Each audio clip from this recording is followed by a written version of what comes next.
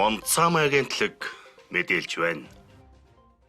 Гэр хороололт хэсэгчлэн болон бие даасан инженерийн хангамжийг нэвтрүүлэх дэд бүтцийн төв төсөл Чингэлтэй дүүрэгт амжилттай хэрэгжиж нээлттэй хэлээ.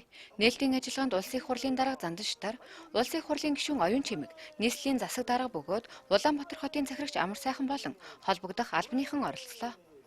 Өнөөдөр нийслэлчүүдийн хувьд нэг том эхлэл, нэг шин дэвшил болсон юм бүтээн байгуулалтад танилцж байгаадаа баяртай байна. Улаанбаатарын утаа төвлөрдгийг харуулахад юу их ёстой бэ гэж олон санаачлага өрнөж байна. Тэний нэг том эхлэн сайжруулсан түвш өнөөдөр Улаанбаатар ямар их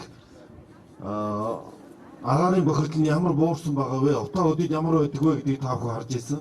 Одоо ямар байна та бүхэн харж байгаа ч тийм ээ. Энэ бол их том дэвшил. Тэгэл бүхий дарах чадлаараа энэ утааг бууруулах ажил явж байна. Эний нэг шийдэл ч гэсэн инээ. Өнөөдөр 280 айл бас яндангуй болж ийн гэсэн үг ээ энэ бол. Энэ бүхий чадлаараа дээр дооргүй хүмбэр хичээн зүтгэж чармаан ажил бас өрх гэрээ нийслэл хотоо улс их орноо өөдөн татнаа. Хаггүй цэвэр утаагүй шинэ хотыг бүтээн байгуулнаа. Үүнд хүмбэрийн хүчин зүтгэл хэрэгтэй, тал өрөөсөө зүтгэх хэрэгтэй. Төслийн хүрээнд тус дүүргийн 7 дугаар хувьсгалчдын 11-ээс 15 дугаар гудамжны 200 орчим айл өрөх инженерийн шугам сүлжээ, халаалт, дулаан, цэвэр бохир усны шугамд холбогдоод байна. За одоогоос ингээд 3 орчим жилийн өмнө яг энэ дэд бүтц гэсэн энэ төслийг Чингэлтэй дүүргийн 7 дугаар хороонд энэ гэр хороолт хэрэгжүүлъя гэд шийдвэр гарсан. Тэгээд хамгийн гол нь айлуудыг иргэдийг дэм нэгдгэж, хоршоо болгож, бүлэг болгож за энд нэгдүүлэх ажил бол хамгийн гол ажил байсан.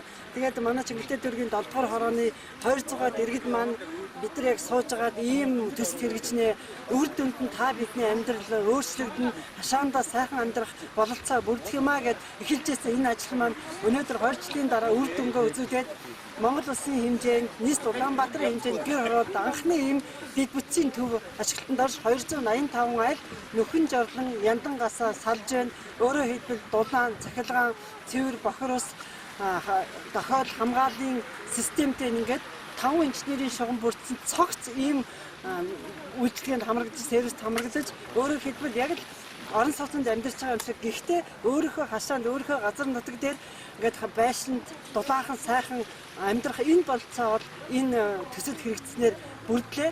Тэгээ энэ бүхэн маань юу гэхээр иргэдийн нэг эрүүл аюулгүй тав тухтай орчин бүрдүүлэх төрийн бодлого маань Чингэлтэй дүүргийн энэ 7 дугаар хороонд хэрэгжиж байна. Одоо энийг ганц 7 гэлтгөө бусад хороолдоо цаашдаа ер нь нийслэлийн гэр хорооллыг байшин хороол болгох ядангуяа төвлөрсөн шугамаасаа аслагдсан энэ бүс энэ хорооллыг байшин хороол болгох одоо баруун нараад сайхан юм нэг зослонгийн байшин шиг ийм болох бүрэн бололцоо байгааг энэ дэд бүтц төсөл баталж өглөө.